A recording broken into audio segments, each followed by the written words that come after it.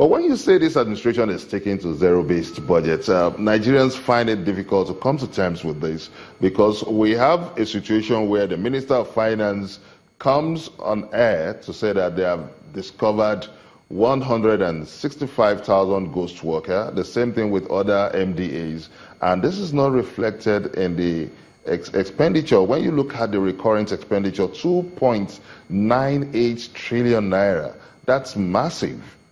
Well, first of all, the fact that we're able to, discover those ghost workers or whatever, we call them, itself is evidence that the budget is zero-based. It just shows that someone is continually interrogating. So, the expenditure provision. So that's not inconsistent with, zero-based budgeting. Yes, our recurrent expenditure is high, but out of that 2.9 trillion that you referred to, nearly 2.3 trillion of it is personnel costs and pensions, and this is a cost that government isn't able at the moment, in the present circumstances, to do much about. In a recession with a lot of people out of work, this is not a time for government to, maybe begin to consider the option of retrenchment or whatever. So that's a cost that we have to carry. So it's not beyond the personnel cost.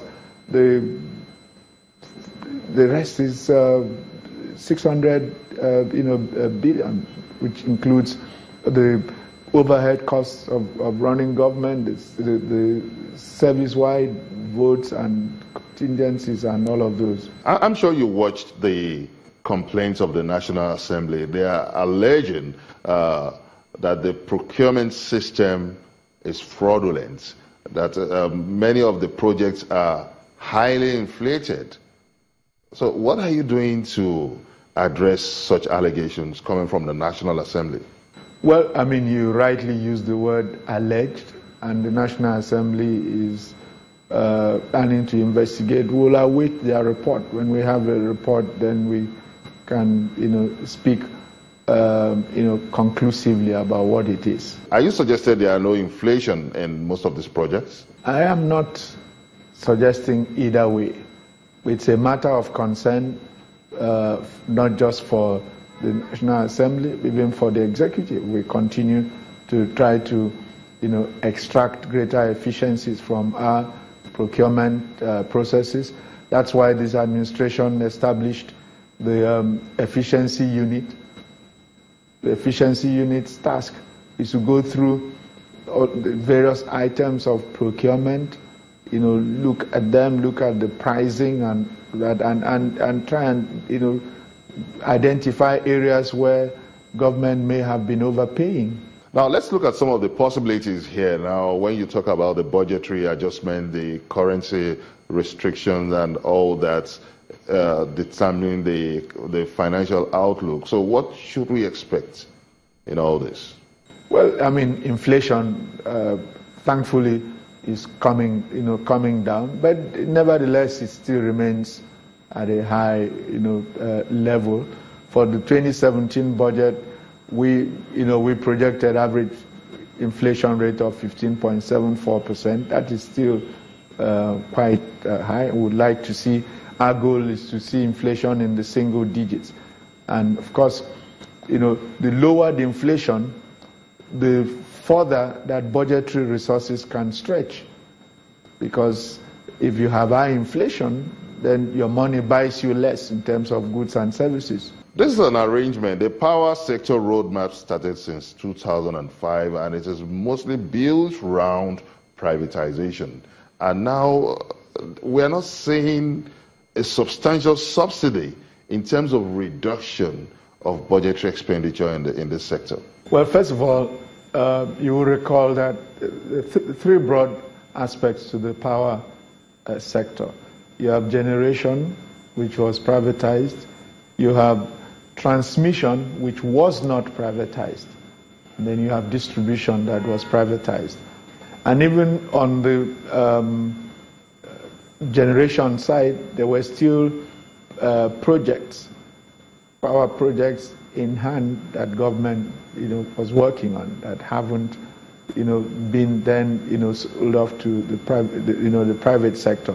So there is a continuing need to spend. It may have commenced in 2005, but actual privatization of the power assets didn't happen until maybe 2014 or thereabout. So it's a lot of people underestimate the challenge of the sector. It's a very challenged sector. Not the least of the challenges being the fact that we have not yet been able to achieve cost-reflective tariffs for the sector. Now, people are worried about the over-bloated recurrent expenditure. We have a recurrent expenditure of 2.98 trillion naira. And you recall that the former president says that an ideal budget system should not be more than 60% of the ideal capital expenditure should not be less than 60% of the budget. But we are now having an imbalance in which the recurrent far surpasses the capital expenditure. How do you explain this? Absolutely. As I said, the biggest slug of that recurrent expenditure is personnel costs, where we do not have a lot of flexibility at the moment. But let me say this. In the decade up to 2015, the federal government spent, on the average, just under 10% of its budget on capital. And as far as I know, there was no policy of government in terms of, the capital recurrent mix.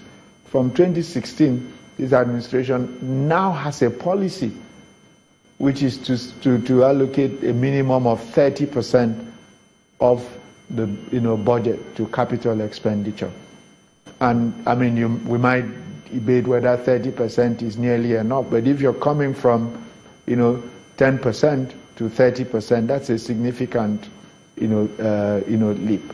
Obviously, as revenues grow and the size of our budget grows, we will expect the capital side of the budget to grow at a faster rate than the recurrent side, and you will see the ratio begin to approach the sort of level that His Excellency Chief Obasanjo advocated.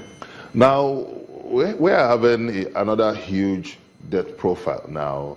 From the 20 trillion naira debt profile Nigeria has recorded initially, now we are imputing another 2.36 trillion naira into 2.36 trillion naira debt into the budget. And now what's the implication for a fragile economy like Nigeria? Well, first of all, I mean, we should all be concerned about the debt growing, ultimately. But I say this, and I say this is the other responsibility. The size of the debt currently is within sustainability limits. The challenge that we have is with our revenues. That's the biggest challenge that we have with our revenues. And we need to grow the revenues. If you look at all the debt sustainability ratios, the one around which we have concerns at the moment is the debt service to revenue ratio. But that's not necessarily because the debts are too much, but more a reflection of the fact that our government revenues are too low. We have the lowest tax to GDP ratio on the continent. Far too many people are not paying any tax at all, and even many more are not paying. Mr. Ben Akabueze, the Director General of the Budget Office of the Federation, thank you so much for making our time to be part of this episode of Question Time. Thank you very much indeed. Thank you, my pleasure. And that's it on this episode of Question Time. What's your take on the 2017 budget? You may also send us a comment on our various social media platforms showing on your screen. Join us next week on another exciting episode of the show on Channels Television. Many thanks for watching. I'm Benga Ashiru. Bye for now.